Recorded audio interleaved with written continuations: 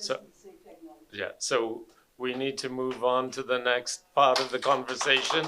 I want to thank Keisha for her presentation, and thank you guys for being here. So thank you, everyone. All right, we're going to keep the ball rolling. Ladies and gentlemen, it's my pleasure to call our next presenter up. I got it. Don't worry about it. He is a jack of all trades. He is a scholar. He's a radio host. He's a professor, an employee of the university. He holds a master's in political science from the University of London. And you can hear him on his program every Saturday morning, The Eye Opener. I've had the pleasure of being on there a couple of times. And he's also a filmmaker. I'm speaking of Alexander Sargent, who prefers to be called Don. I invite him now to come to the podium.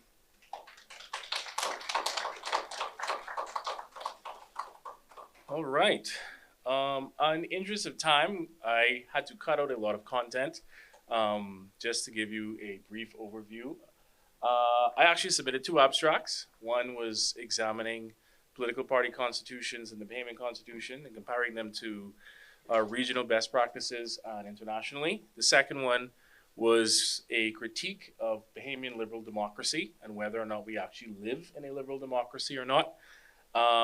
Dr. Strawn, in his infinite wisdom, sought to combine them into one presentation, and consequently, I've discovered that the 2 topics actually, unfortunately, are married together.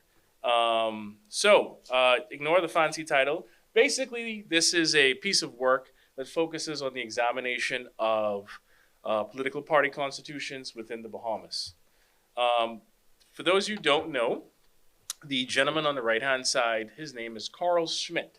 He is the foremost political scientist of Nazi Germany. His works were the foundations of the Nazi German state, the legal foundations by which they used to pass their laws. And unfortunately, though, he did pull quite a bit of his understanding of political science from American history, but that's a whole other story for another day. So just to give you some overview. So the theoretical framework that we're using for this, I'll just dig into some of these very deep and complex topics. Carl Schmitt, who I elaborated about earlier, posits that the neutrality, this thing of neutrality as a mask, is where liberalism pretends to practice the politics of neutrality, discussion and reason rather than conflict and bloodshed. He argues that this is a facade, as all politics ultimately involve a zero-sum game of friend versus enemy. He further posits that liberal democracy claims to avoid this by reducing politics to debate, compromise, and balancing of interests. But in reality, those decisions always rest on power and exclusion. The state of exception is a political concept introduced by Schmitt that posits that the head of state reserves the right and should wield that right to transcend the rule of law in the name of public order or survival of the state. This parliamentarianism and empty discussion are criticisms of Carl Schmitt of liberal democracy, in that he posits empty discussion is essentially an ideal, this whole thing of open discussion as the essence of legitimacy. But in practice, parliamentarians are dominated by party machines, backroom deals, interest groups that appeal to, and interest groups. The appeal to rational discussion was hypocritical, because the real decisions were made by power blocks in smoky rooms behind closed doors. Schmitt asserts that liberal democracy presents itself as universalist with rights for all. But in practice, as we are seeing today in the world, it actually relies on excluding an enemy, whether that be internal dissidents, colonial subjects, illegal migrants, or rival states. For Schmitt, this was hypocrisy. Liberalism denies its reliance on the friend-enemy dynamic while secretly practicing it. It's not so much of a secret anymore, though. Unlike fascism, which makes no apologies or attempts to conceal its seething contempt for its enemies. There's a part here where it's talked about the Smithian trap is a term that I kind of invented myself. There's nothing there. As it symbolizes is if you don't understand the political theories of Carl Schmitt, and if liberal democracy is allowed to go on for as long as it has today, you will likely fall into the pit and not even be able to be aware of the fact that you have, which we're going to go into later on in the presentation. So let's define what a liberal democracy is, because definitions are important, right? So we say, it's a system of government based on the belief that freedom and equality between people should be protected and which power is limited and is held either by elected representatives or directly by people themselves. What is a political party? It's very important. And I must say that I had to go to a dictionary for this and also partially AI, because in the Bahamian legal framework, there exists no definition for what a political party is. It doesn't exist in the Constitution and also does not exist in the Parliamentary Elections Act. So, by this definition that I've found, it is an organized group of individuals that share common political goals, values, or ideologies. They seek to gain and maintain political power through elections. They select and promote candidates to contest for political office. They mobilize citizens by structuring political participation, campaigns, rallies, and policy advocacy. They aggregate and articulate interests, turning the diverse views of society into policy positions. In theory. So, once again, there exists no legal framework, unfortunately, if you didn't know, to govern the activities of political parties in the Bahamas, whether that be the registration, funding, internal operation, or behaviors of political parties. Non-government organizations, non-profits do, including churches. Businesses do. You as a private citizen have tons of laws that govern your activities, actions, and where you can and cannot put your money. So I want to pull a section up out of the Constitution. This is the part of the Constitution, in my opinion. You should stop reading the Bahamian, careful. You should stop reading the Bahamian Constitution after you read this part. I'm going to read it for you.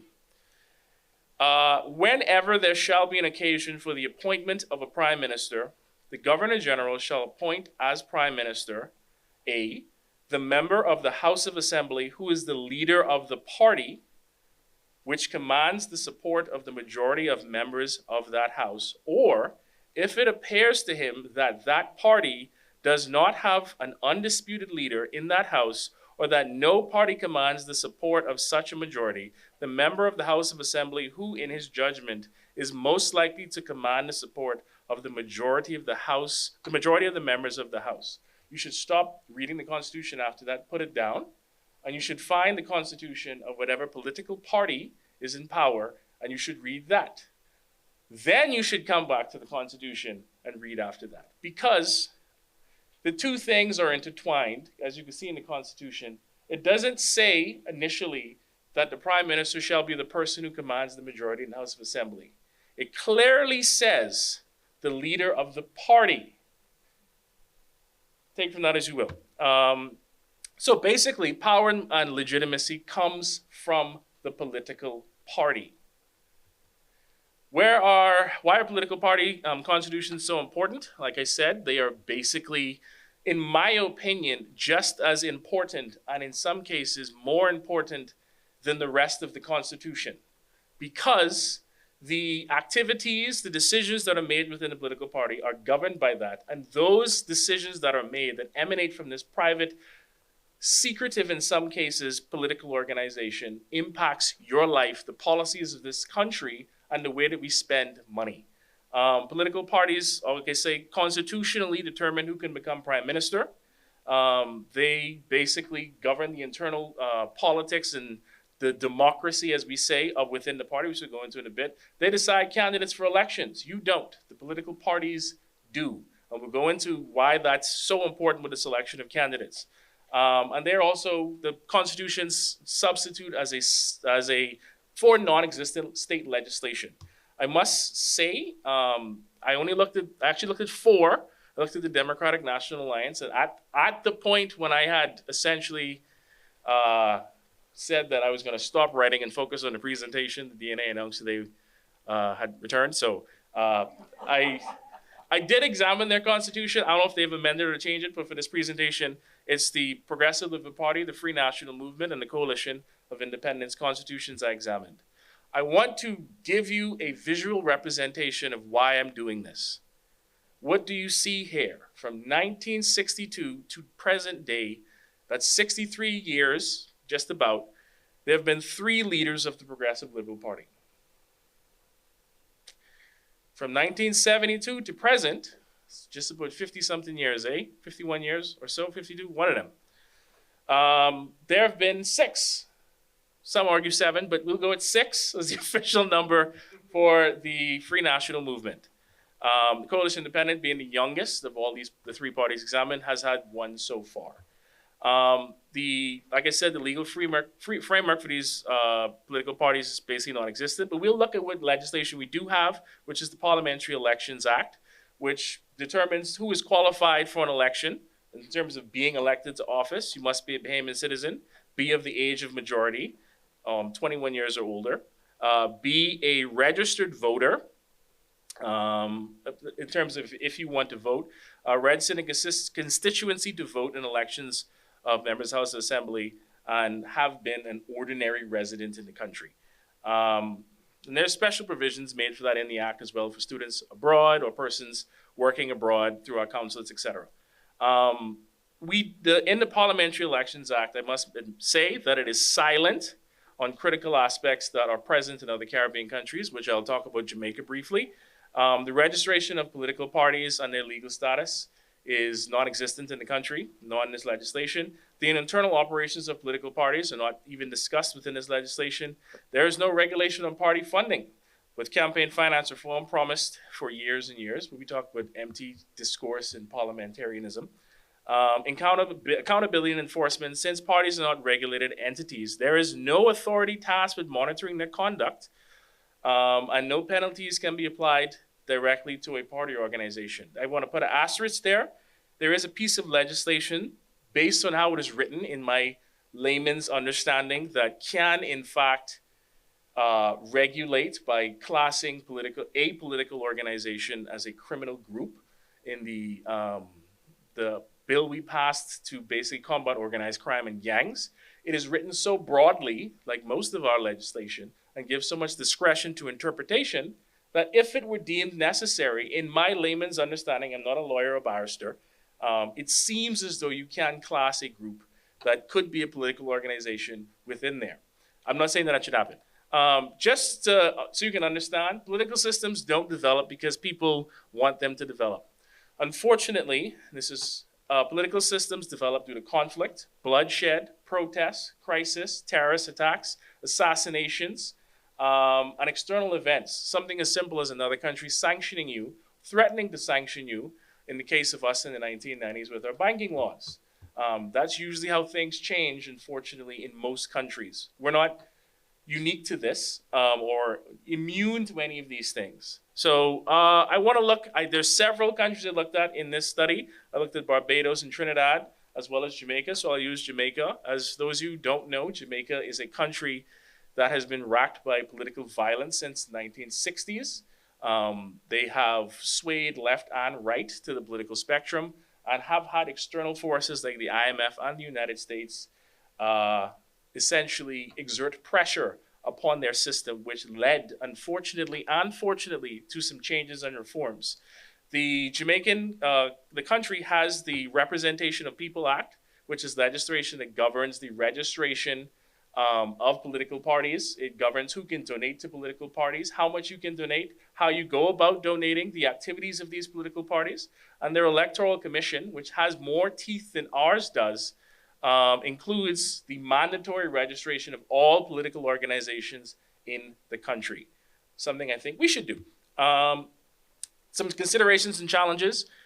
There exists currently, to my understanding, 7 different constitutions for the Progressive Liberal Party that I've managed to find reference to. I can find the first constitution of the PLP, and that's online easily, but I can't really find much other than that. I've had to reach out to persons that I know within the PLP to get a copy of the Constitution. I used for this study the 2020 Constitution.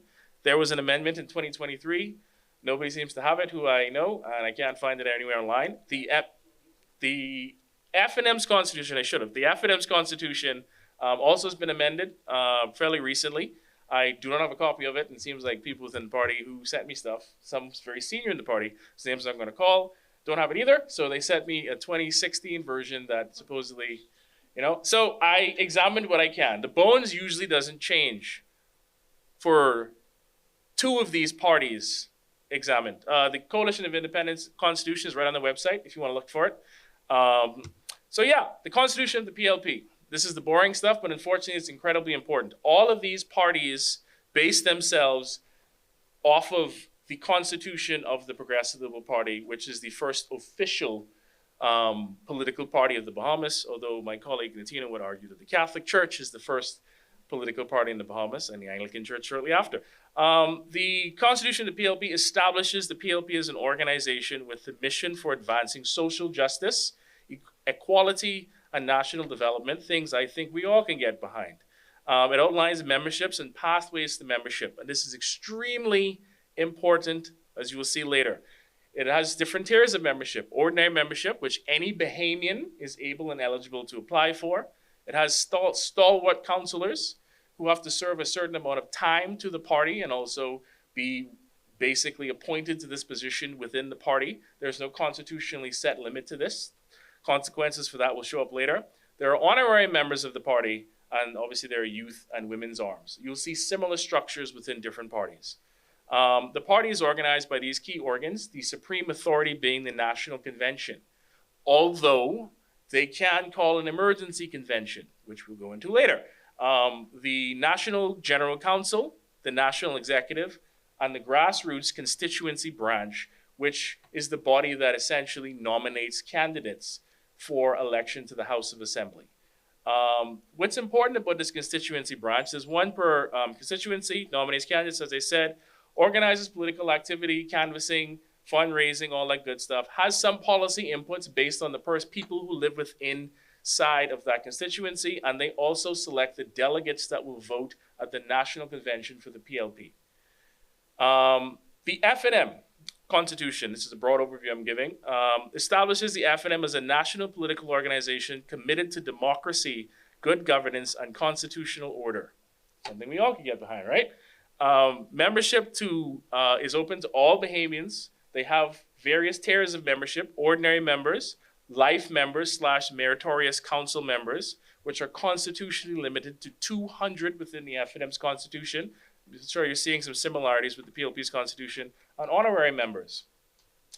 The structure of power within the FNM, the supreme authority is the convention, which obviously is called upon after every so many years. Various versions of their constitution mandates, just as the PLP's constitution, what is this interval for conventions to be held? Just because it says it on paper doesn't mean it actually happens. So bear that in mind. There's a central council which governs the party between elections, the executive committee, which does the day-to-day decision-making of the party, and a disciplinary tribunal system, which the PLP also has a similar system in place. So how candidates are selected, they have constituency associations, which is kind of similar to constituency branch, which does the same thing as that organ does within the Progressive Party. But I must note that both the PLP and FNM's constitution states that these constituency branch and constituency association nominates persons. They do not make the final decision as to who is to become a candidate for to become a member of parliament. That is a good thing, and it also could be a bad thing. But it all depends on perspective and how your politics are. So the Constitution of the Coalition of Independence, I need to note, the Coalition of Independence Constitution is written precisely because of the PLP and FNM's Constitution. On paper, in my estimation, it is the most democratic constitution in the country out of the three major parties. However, there are some challenges to come along with that, with the politics of the party, which suggests something different. None of these political documents are alive. They're all just pieces of paper, and the people that use them, that wear them, matter more than what the paper says. I'll go into that later. Anyway, it establishes the party as a bottom-up movement that is pro-decentralization of government, suspicious of centralized Nassau-centric politics, anti-elitist, and anti-entrenchment populist movement. Membership is open to all Bahamians. Members must be attached to the constituency branch, same as basically that same organ, same with both the other two parties. And except they have no stalwart councillors, no meritorious individuals, there are no lifetime positions within the party to allow you to vote deliberately.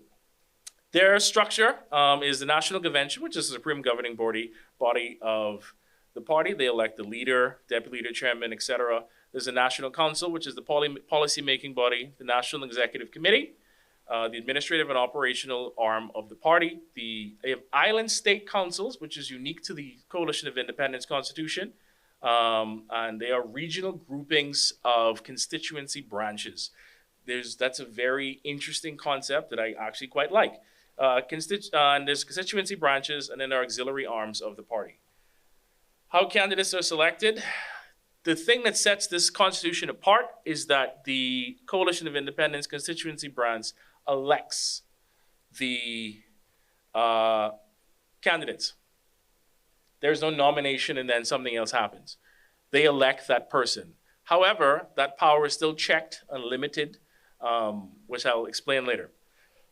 So, all of these constitutions have some nasty problems that come with them. We'll start with the Progressive Party, and I will just put a trigger warning. My intent is not to offend anybody, but it is what it is. So the stalwart councillor situation is what we're going to discuss.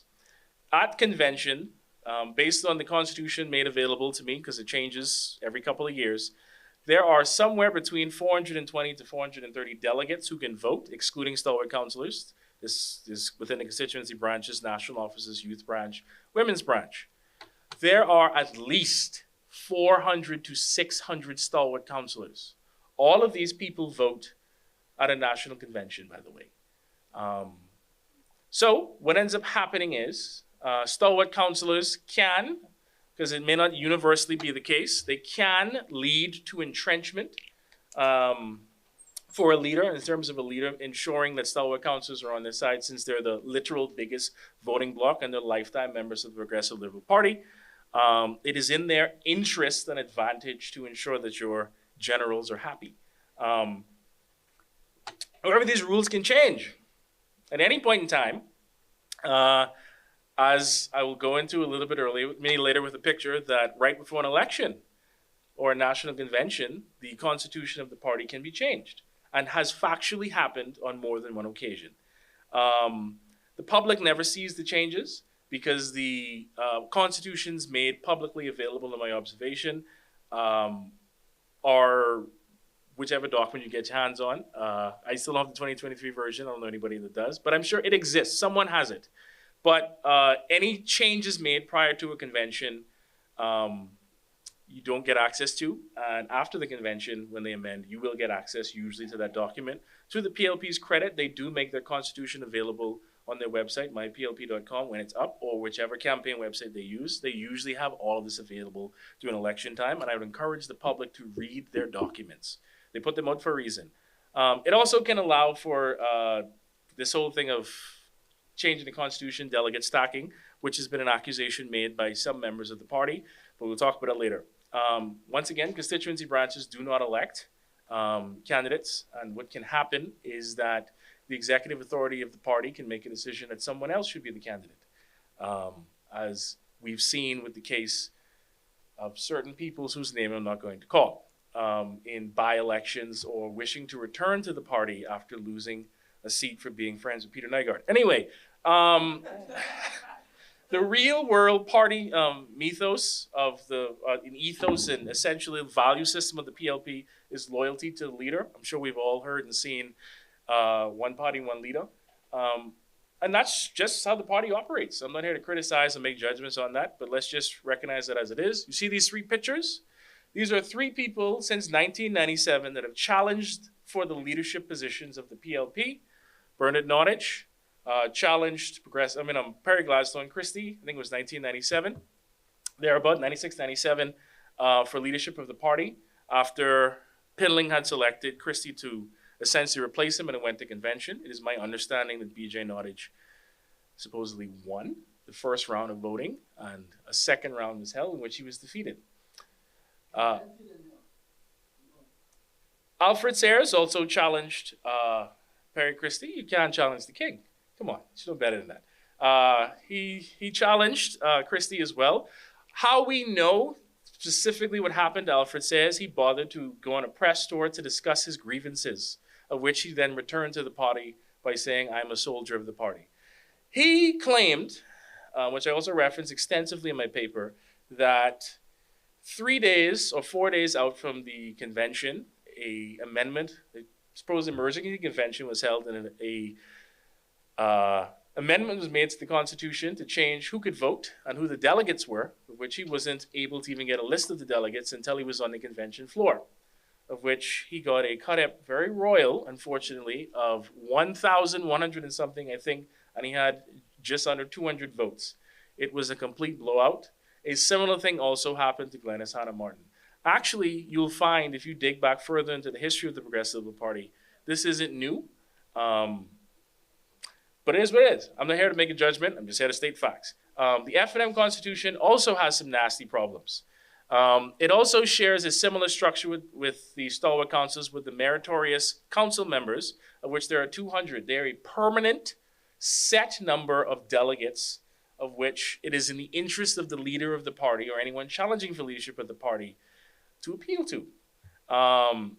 The problem this creates, I talked about this thing about the sovereign and the leader basically being able to transcend the rule of law. That has happened also within this party, which I'll go into a bit later. The candidate selection for the constituency is not held by their version of the constituency branch. They just make nominations, like I said. So the executive can still intervene at any point in time and decide that whichever candidate the leadership of the party wants to be the candidate for a set constituency will be there. That's led to various problems in both parties, to be honest. And the leader and executive committee, the leader and the executive committee are the decision-making core of the party. And they basically have a state of exceptionalism at times, able to just transcend sometimes the rules of the party or just do a little bit of trickery. Some other problems, the disciplinary mechanisms of the party, and I guess some of this can apply for the PLP too. I have no evidence that this has been done since 1997, so I can't speak to that. But within the the F&M, the disciplinary provisions are framed around the interests of the party in the Constitution. It clearly says that, which is very broad. And the interests of the party will change whoever is the leader of the party. So if you have a strong man who's the leader of the party, who likes to be petty, then he will be petty and a strong man in the party. There's also an absence of term limits. The same thing takes place within the Progressive Liberal Party. But that all depends on which version of the Constitution you're looking at. I use the example of Loretta Butler Turner, who challenged for the leadership of the party against Hubert Alexander Minnis in a moment that will go down in infamy, as one of the sitting members of Parliament said that women should tie their tubes up to the puff and churn if they can't afford them, but that's not a conversation. Why I use her as an example is she made some claims about not being able to speak to delegates. She made claims about some irregularities in the process at convention. I happened to be there that night as a journalist covering the convention. I will just leave that one there. The rest is history. The Coalition of Independence has some nasty problems with its constitution as well.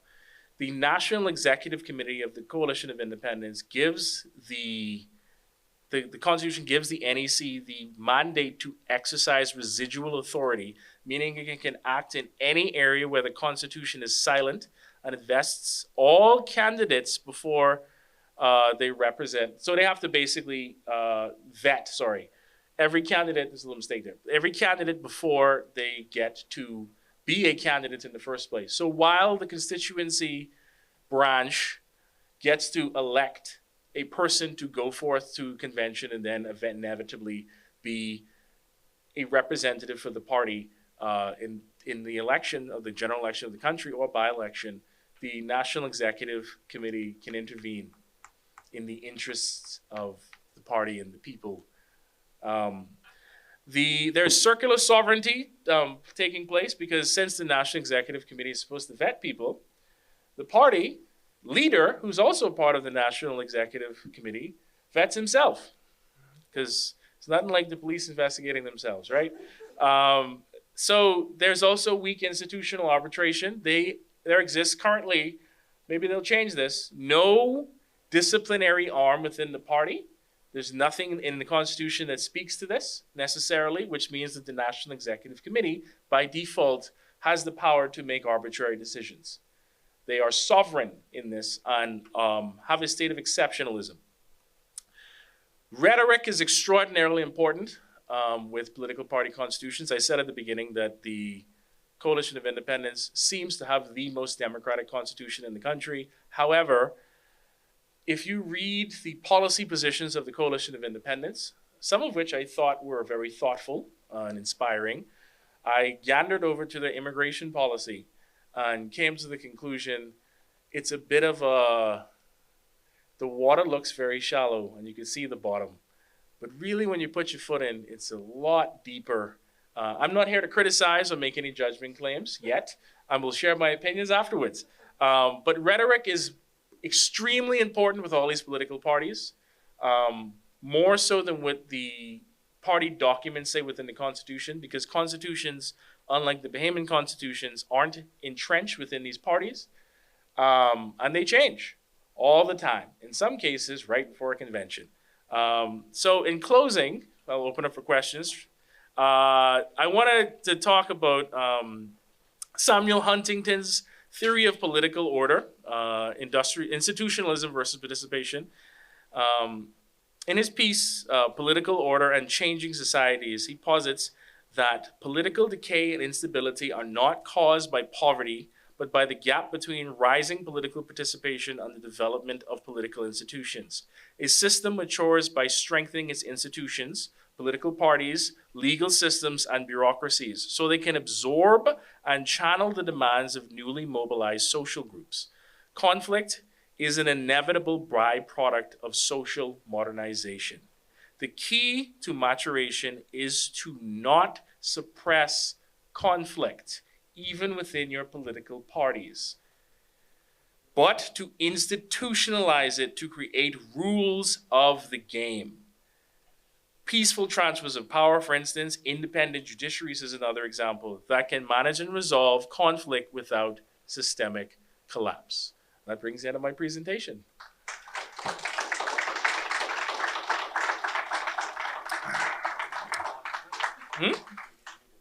Oh my God, if anybody has any questions, just leave, Yes, I have a question for you before anybody else gets a chance to come. So when we changed the political party in 1992, what did that do? Not vis-a-vis the Constitution, but how that changed the leadership of the entire political future of all the parties. I know you weren't born yet.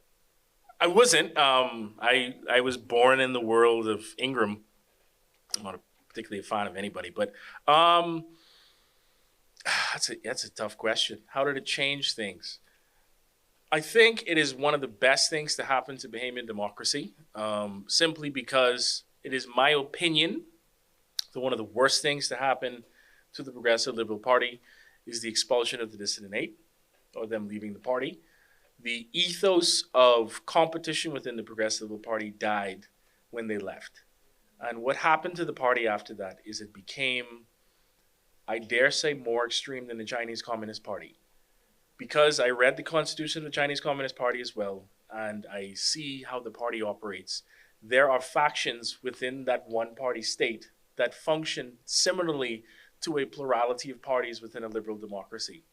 That element does not exist within the Progressive Liberal Party. But what it did is it opened the door for somebody else to step in.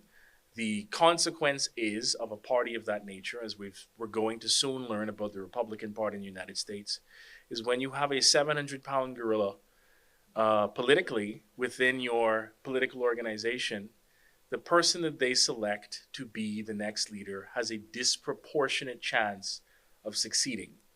What it de facto did, like I said, is give breath within the party for new blood.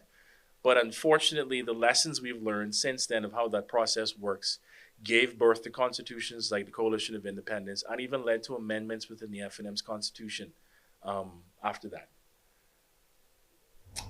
I also had a slide in there also of people that challenged for leadership of the FNM, of which Tommy Turnquest and et cetera were. I think I took that slide out because there's a whole story there, but I didn't have enough time. I could see like this, COI members must be attached to a constituency branch. Does that in any way justify the coalition part? But also, did you see the same thing in the PLP? Yes. And the FNM? To join, you join through that. They all use different names, but every one of them you have to join at the grassroots level, at the constituency level, yes. All right. One thing I noted is that the importance of reading and understanding the party constitution, understanding how governance actually functions, working on several government committees and in like working groups and stuff, it's the same thing. The women's space almost blew up because every year we plan National Women's Week as a group. Then it goes to the head of the desk, and then it went to the Women's National Advisory Council and the PS, and then it would go to the minister, and then it would go to cabinet, and cabinet would make the ultimate decision. And so by the time it got to cabinet, it was something entirely different from what we decided. And the women got very upset at one point. I explained to them, like, you just don't understand, what the structure is, but like everything eventually gets modeled after how they do it in the party.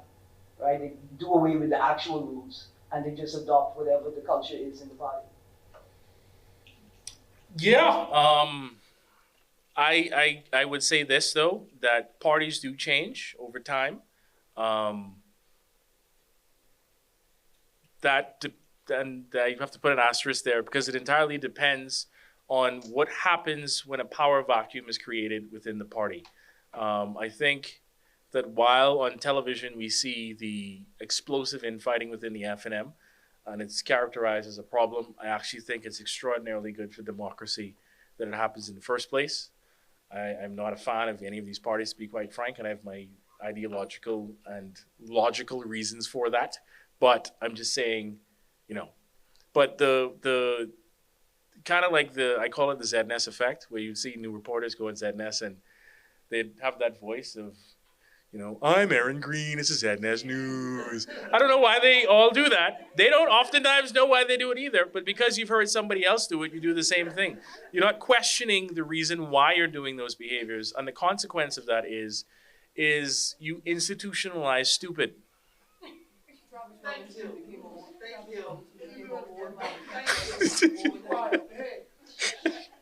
Yeah, but you can institutionalize nonsense like that. And those things can also translate to being written in constitutions, consequently. I don't have any evidence of that happening yet, but it's possible. So clarifying question, Glennis Hannah Martin challenged Mary Christie? No, she challenged Brave Davis. Brave Davis, okay. And I should have clarified that, sorry. no problem. Coalition of COI, you can become a member if you're a Bahamian or if you're a foundational Bahamian. Organic. Who? But that's what they say. It doesn't say.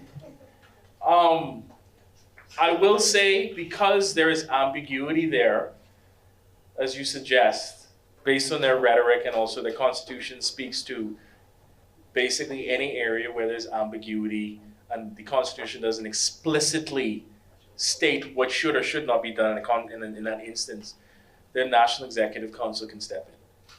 And because they have no tribunal or any dispute resolution body within the party, the National Executive Council, which is also, the leader of the party, sits there based on the rhetoric, can remove you from the party. And then last question. It's exclusionary. So would you say the solution is for all of us? Like, we could just in the room now decide who can join the PLP and who can join the FNF and work our way up to being stalwart counselors and then change everything? There is a political, I cannot, forgive me, I don't remember the name of the author, that spoke to the nonsense of infiltration of political parties. I had the pleasure and displeasure of being in Houston last week and listening to young black men from Howard University, Harvard University, enter the Democratic Party for the first time. And all of them were saying that the only way to change anything in their part of Houston was to join the political party, infiltrate it, and change it from within. And I'm sorry to say to you, that is one of the dumbest ideas that you can do. Individuals cannot change, well, they can, but individuals alone cannot change in political parties, especially in a two-party system like we're locked in. If you want to change political parties, you have to understand the political science of two-party systems. The two parties will eat any third party that pops up and becomes a threat. As you've seen with Renwood Wells and Andre Rollins, when they had a party, they were consumed by the Progressive Liberal Party. B.J. Nottage decided to create his own party. He was also consumed by the PLP inevitably. Several independent candidates, including Randall Fox, he wanted to have a coalition supposedly with the PLP and the Labour Party, consumed by the PLP. The Free PLPs and the UBP consumed into one thing, the FNM, which I think was politically a terrible decision because it's the Frankenstein party, because there's two different parties still existing as one to this day, which I think is good for democracy. But in terms of if your objective is to stop the fighting, it's never going to stop, which I also think is a good thing. But I guess what I'm trying to say is the only way that you really change them, based on the examples that we have of basically 200 years of human history, is you create a third party within a party. And you have examples of this in the United States of America with the Tea Party, or with Ronald Reagan and his coalition with evangelicals when all of the, I'm sure we all watched TBN at some point in our lives, Creflo Dollar, all the rest. They formed basically a party within the Republican Party, and consequently the party ate them. And by eating them, basically a poison pill, the party becomes the third party, as you're currently seeing right now with Donald Trump. He formed a third party within the Republican Party, and the very nature of two-party systems is it has to eat or die, basically. And it ate the Make America Great Again movement, and now it is the party of Donald Trump. I say this because there are examples of this happening within the Democratic Party. It is not as extreme in terms of its shift in policy as it was in the Republican Party. This has taken place with the Labour Party in the UK. It's been eaten again. It's gone further to the center. It moved away as Jeremy Corbyn stepped to the side. It's happening currently right now in South Africa with the African National Congress, who now South Africa is just, I call it Big Bahamas. Their politics is exactly the same as that of the Bahamas. So my answer to your question is form a third party within the party and become a threat. Garner enough support within the party that you become a threat so that they have to eat you. And when that happens, that's when you unload the viral pill into the system.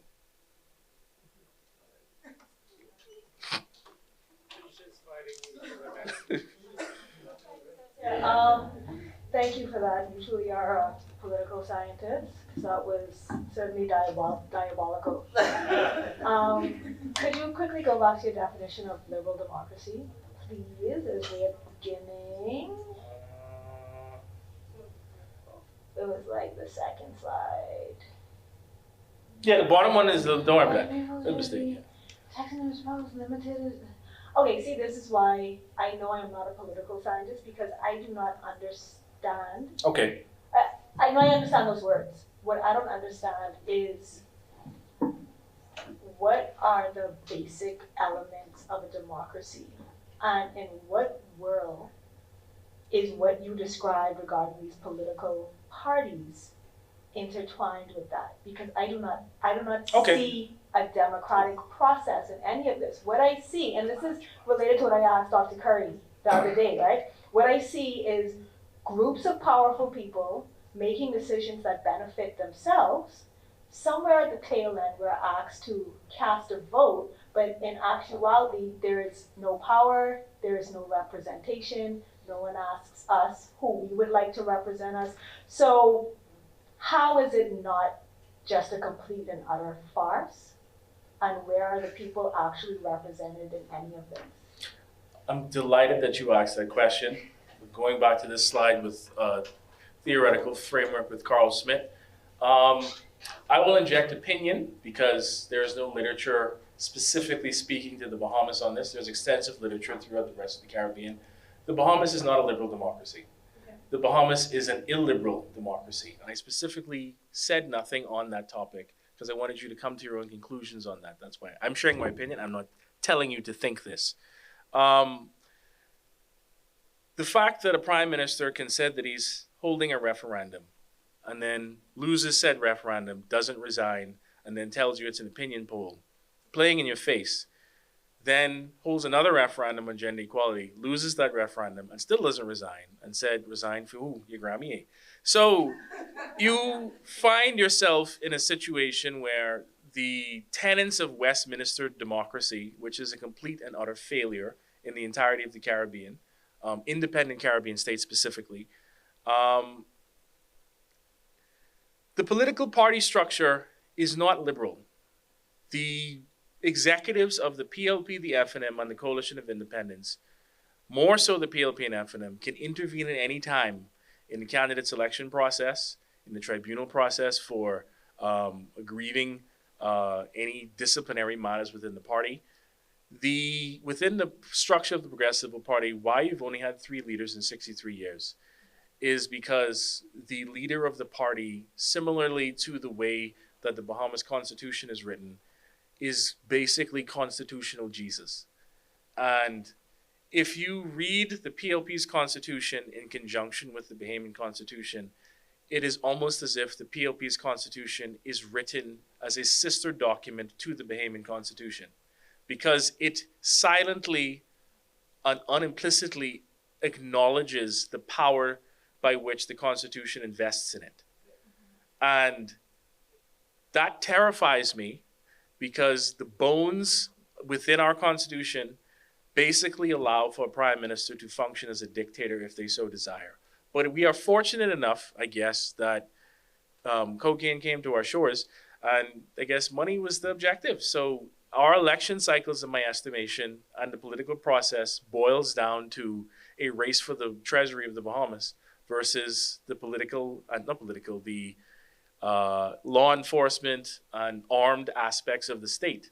So the motivations, thankfully, and the incentives are not there to arrest and capture the systems of government purely for the purposes of maintaining power permanently, but rather for the purposes of profit. Does that make any sense? You don't think that the only thing stopping these them from doing this dictator thing is the US right now? Yes. Okay. Yes. That's a part of it, but yes.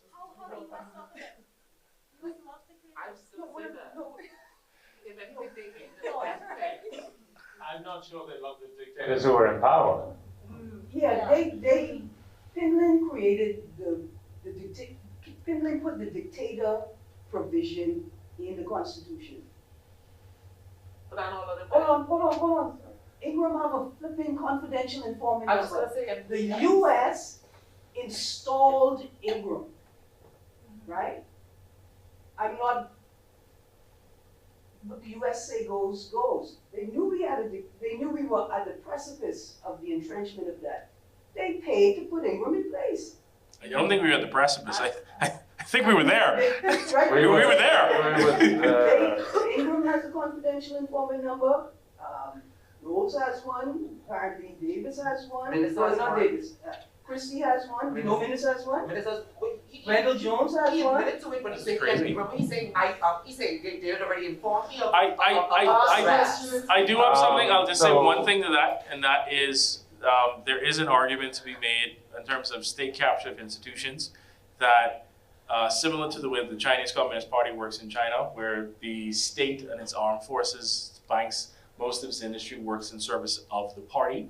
The state apparatus of the country functions very similarly, and it is able to do so because the Constitution allows it. So, because it vests the power and its legitimacy of the leader of the country in the political party, not in the House of Assembly. You just have to have a majority in the House, but also be leader of that party. Yeah.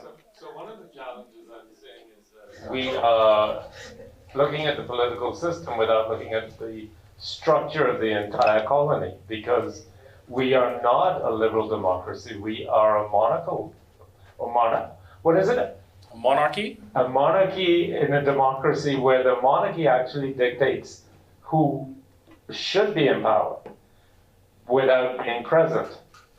But the Governor General is always a part of the monarchy.